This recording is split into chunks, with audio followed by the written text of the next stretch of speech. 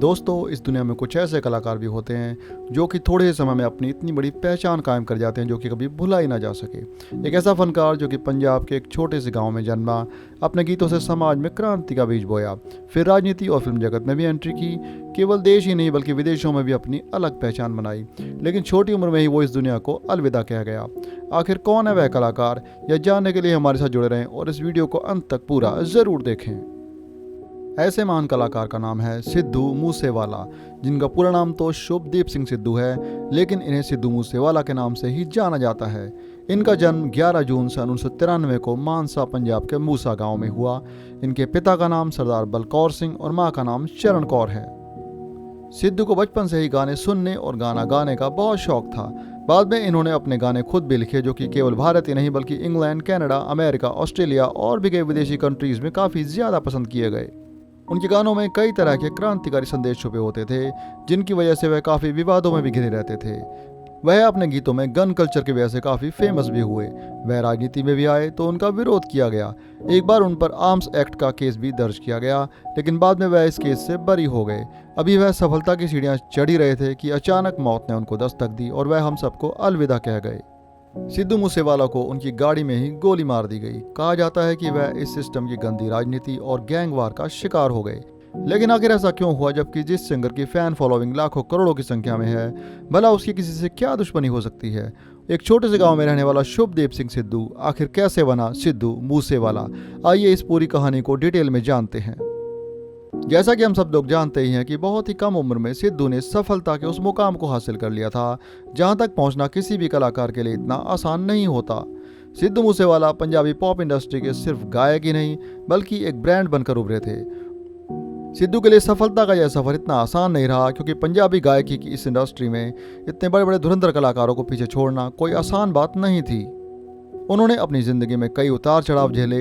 एक समय ऐसा भी था जब उन्होंने होटलों में लोगों के झूठे बर्तन भी मांजे, लेकिन मज़े की बात यह है कि स्टाफ के लोग उन्हीं के गानों पर झूमकर मौज मस्ती किया करते थे। अब बात करते हैं सिद्धू की पारिवारिक ज़िंदगी के बारे में। सिद्धू के पिताजी आर्मी में नौकरी किया करते थे, लेकिन एक हादसे के बाद उन्होंने आर्मी की नौकरी को छोड़कर पंजाब पुलिस को ज्वाइन कर लिया। सिद्धू की माता का नाम चरण कौर सिद्धू है, जो कि अपने गाँव की सरपंच भी रह चुकी हैं। हर परिवार की तरह इनके माँ बाप भी चाहते थे कि सिद्धू पहले अपनी पढ़ाई पूरी करे और बाद में वो जो लाइफ में करना चाहता है वो करे। सिद्धू को बचपन से ही गानों को सुनना और खुद भी गाने का बहुत शौक था। स्कूल टाइम से ही क्लास 6 से सिद्धू ने पॉप संगीत को सुनना शुरू किया। टूपाक, शकूर रैपर और बहुत सारे पंजाबी पॉप सिंगर्स को सुना। साथ ही उन्होंने लुधियाना में हरविंदर बिट्टू जी से भी संगीत की शिक्षा ली। सत श्री अकाल जी, मैं थोड़ा अपना सिद्धू मूसेवाला ते नाल मेरे गुरु जी, मेरे फादर, सारा कुछ मेरे इन्ना करके अज इत्थे खड़ा अकेडमी है जिथों इत्थों स्टार्ट किया सर। वह अपने स्कूल में होने वाले म्यूजिक कंपटीशन में भी भाग लिया करते थे, जहां पर उनकी कड़क आवाज़ लोगों को बहुत पसंद आती थी। सिद्धू ने अपनी कॉलेज की पढ़ाई लुधियाना के गुरु नानक देव कॉलेज से पूरी की। यहाँ पर उन्होंने इलेक्ट्रिक इंजीनियर की डिग्री भी ली, लेकिन पढ़ाई के साथ साथ भी वह संगीत से जुड़े रहे। कॉलेज की पार्टियों में उनकी काफ़ी डिमांड थी। उनका हिप हॉप और रैप का स्टाइल लोगों को बहुत पसंद आता था। कागजी बनाउंदे जोदनाल दे फोकी ठाठा शिकार नहीं मारदे जीने चकना किसे नूं बरंट नहीं लैंदे जीने तेरियां छेलियां काहो लाइसेंस नहीं लैंदे जीने तेरियां। कॉलेज से पॉपुलर होने के बाद उन्होंने अपना नाम शुभदीप से बदलकर सिद्धू मूसेवाला रख लिया। दरअसल मूसा उनके गांव का नाम है। वह अपने गांव का नाम रोशन करना चाहते थे। सिद्धू को गाने का शौक तो था, लेकिन उन्हें गाने लिखने नहीं आते थे। कॉलेज के समय में ही उन्होंने सोचा कि खुद का गाना लॉन्च करेंगे, लेकिन गाना लिखने वाले राइटर्स ने उन्हें बहुत तंग किया। पहले तो सिद्धू को टाइम ही नहीं दिया, लेकिन एक दिन उसे अपने स्टूडियो में आने को कहा। अब सिद्धू अपनी बाइक पर राइटर के स्टूडियो पहुंचे। उस समय बहुत तेज बारिश हो रही थी। जब सिद्धू वहां पहुंचे तो काफ़ी इंतजार के बाद भी राइटर ने कहा कि बाद में आना, अभी मेरे पास टाइम नहीं है। सिद्धू राइटर के इस रवैये से काफ़ी परेशान हुए। अब उन्होंने खुद ही गाने लिखने का फैसला कर लिया। उसके बाद कॉलेज आकर अपना पहला गाना लाइसेंस लिखा, जिसे पंजाबी सिंगर निंजा ने गाया।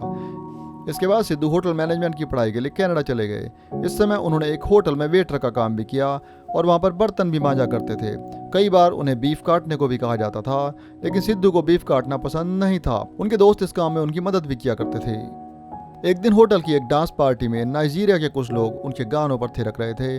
तभी सिद्धू ने बताया कि यह गाना उनका लिखा हुआ है। उसके बाद कनाडा में उनका पहला गाना जी वैगन लॉन्च किया गया। उनकी पहली एल्बम का नाम PBX1 है, जिसने सफलता के कई रिकॉर्ड तोड़ दिए। इसके बाद एक और गाना लाइफस्टाइल भी जारी किया गया और अब इनके गाने लगातार हिट होने लगे।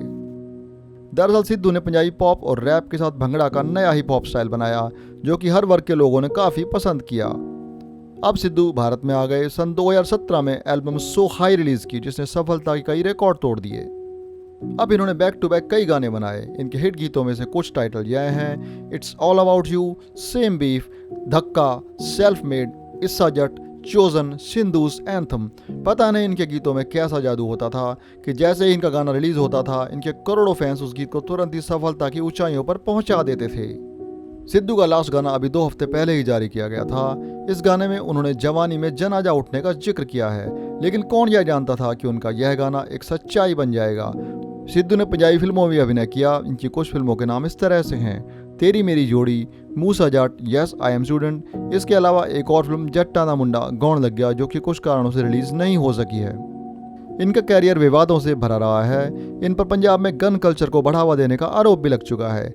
इनकी एक वीडियो भी वायरल हुई थी जिसमें यह पुलिस वालों के साथ गन चलाते हुए दिखाई दिए, लेकिन इस विवाद को बाद में निपटा लिया गया। इनके एक गाने में धर्म विशेष के एक नेता का समर्थन करने पर काफ़ी विवाद हुआ है। एक पंजाबी फिल्म के एक गाने में इन्होंने एक सिख धार्मिक महिला योद्धा माई भागो का नाम लिया और इस पर भी काफ़ी विवाद हुआ, लेकिन सिद्धू ने तुरंत ही माफ़ी मांगी और यह मामला भी ठीक हो गया। पंजाबी सिंगर करण औजला के साथ भी इनका विवाद रहा है। कहा जाता है कि करण औजला ने इनके कई गाने रिलीज से पहले ही लीक कर दिए, जिसका सिद्धू को काफ़ी नुकसान भी हुआ। सिद्धू महंगी गाड़ी और आलीशान जिंदगी के शौकीन थे। इनकी फेवरेट कार कलेक्शन में थार के अलावा और भी कई लग्जरी गाड़ियाँ थी। मूसा गांव में इनके पास काफ़ी बड़ी ज़मीन थी। इस ज़मीन पर इन्होंने पोल्ट्री फार्म और खेती का काम भी किया। इनकी कनाडा में भी प्रॉपर्टी थी। एक अनुमान के अनुसार इनकी मंथली इनकम लगभग 40 लाख थी।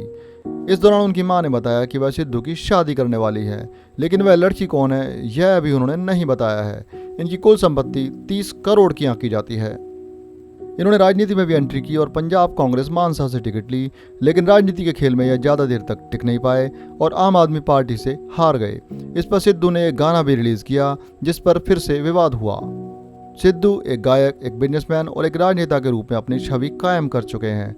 सिद्धू मूसेवाला को 4 कमांडो पंजाब सरकार की तरफ से दिए गए थे जो कि हर समय उनकी सुरक्षा में रहते थे। 29 मई की शाम 4:30 बजे वह बिना कमांडो लिए घर से बाहर निकले और 1 घंटे बाद लगभग 5:30 बजे कुछ अज्ञात लोगों द्वारा उनकी गाड़ी पर अंधाधुंध फायरिंग कर दी गई। इस दौरान सिद्धू की मौके पर ही मौत हो गई। उनकी दर्दनाक हत्या से 1 दिन पहले ही राज्य सरकार के कहने पर उनकी सुरक्षा में रोक लगा दी गई थी। 28 मई 2022 को पंजाब सरकार ने उनकी सुरक्षा में कटौती करते हुए 2 कमांडो कम कर दिए थे। हत्या की इस वारदात में उनके 3 साथी भी गंभीर रूप से घायल हो गए। इस हत्या की जिम्मेवारी लॉरेंस बिश्नोई गैंग और कनाडा में रह रहे गोल्डी बरार की तरफ से ली गई है। गोल्डी बरार ने इस हत्या का कारण यह बताया कि उनके करीबी विक्की मिट्ठू खैरा की मौत में सिद्धू मूसेवाला का ही हाथ था और उसने उसी का बदला लिया था। कहा जाता है कि विक्की खैरा का कत्ल पिछले साल 8 अगस्त को हुआ था और उसकी हत्या में सिद्धू के मैनेजर का हाथ बताया जा रहा है।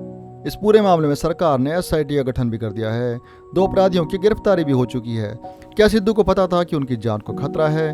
उनके पिता ने बताया कि लॉरेंस बिश्नोई गैंग से धमकी आती थी। क्या बिश्नोई और गोल्डी बरार के करीबी की हत्या में इनका हाथ था? अब पुलिस को इन सब सवालों का सामना करना होगा। खैर जो भी हो, इस घटना ने हम सबसे एक ऐसा महान कलाकार छीन लिया जिसकी कमी कभी पूरी नहीं हो सकती, लेकिन आज भी यह कलाकार अपने गीतों के द्वारा हम सबको समाज में अन्याय के खिलाफ बोलने के लिए जागृत करता रहेगा। हमारा यह वीडियो सिद्धू मूसेवाला को एक श्रद्धांजलि के रूप में समर्पित है। दोस्तों, देश दुनिया की महान हस्तियों के इतिहास से जुड़ी जानकारी को जानने के लिए हमारे साथ ऐसे ही जुड़े रहें। अगर आपको हमारा यह वीडियो पसंद आया तो इस वीडियो को लाइक, कमेंट, शेयर करें और हमारे चैनल को सब्सक्राइब जरूर करें। इसी तरह से हमारे साथ जुड़े रहने के लिए धन्यवाद।